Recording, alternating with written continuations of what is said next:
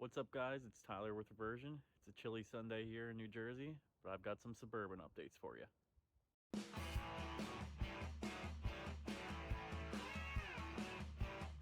Well, let's kick things off with the front end of this truck. We got a OEM set of quad headlights that Spencer restored.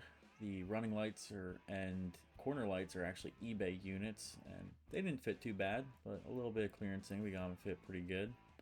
Then we got an OEM set of the Tahoe Limited fog lights, and we're pretty happy with how those look in the diesel bumper. We're still planning on paint matching the grille and front bumper, and we will likely 3D print a custom emblem for this thing.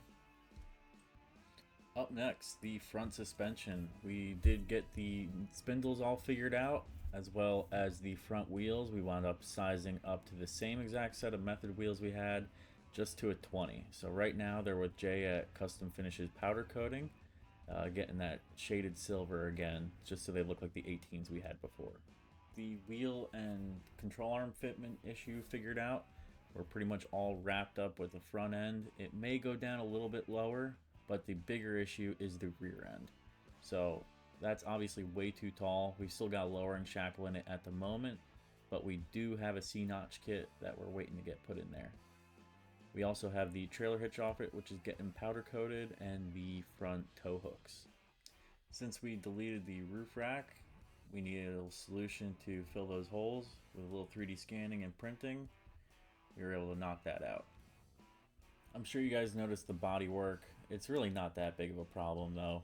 It's a very big problem. It's a huge problem. You can see where paint was chipped, Bondo was falling out. We got the door all crunched up, but with a little bit of dentless paint remover and a little bit of grinding, you could take out some of that old Bondo, get some fresh mud up in there, spot prime, and throw on some fresh paint. And just like that, your little homemade driveway body shop does all it needs to get this truck rolling down the road. All we gotta do now is fix up those front doors, shoot it white, and we'll be ready to get it wrapped. Now I think it's time we take it inside, see what kind of creature comforts we've added to this thing. I'm sure you can notice that radio looks a little bit different. You don't normally see Apple Carplay fitting in that small of a footprint. But we've actually designed and 3D printed our own 1.5 DIN Apple CarPlay mount. Stay on the lookout because that's actually going to be a product coming out in the near future. Here's a little side-by-side comparison of the original Kenwood we pulled out of it and the new Amazon touchscreen radio. And here is the 3D printed bracket that we created. Put some threaded inserts in there so we could attach the spring-loaded bracket that keeps it in place just like the OEM unit. With some countersunk fasteners and the carbon fiber PETG filament, keeps it nice and rigid but also flexible enough to get all the bend you need out of it. Now here's a quick little time lapse just of how easy it all assembles.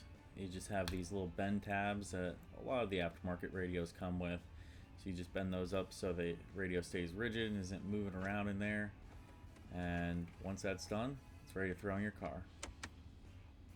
It's enough radio talk for now. We still got to button up the rest of this interior. You can see that the passenger side door panel is still all pulled apart. That's because we're trying to bang through some of those dents, see what we could poke out before we fill the rest with body filler. But other than that, we've been spending some time on the center console, repairing up some of these old cracked panels. I actually went in there on the back side and did a bunch of fiberglass work. Unfortunately, these panels kind of had seen better days where they were pretty cracked up, but we're working with what we got here, and I was able to make it pretty rigid with just a couple coats of fiberglass.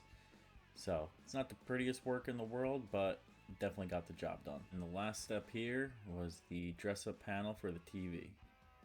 The front stainless panel was made by Send Cut Send. Then we 3D printed the back portion of it and cut up a little speaker mesh from Amazon. And the moment everyone's been waiting for, does this TV and VCR actually work?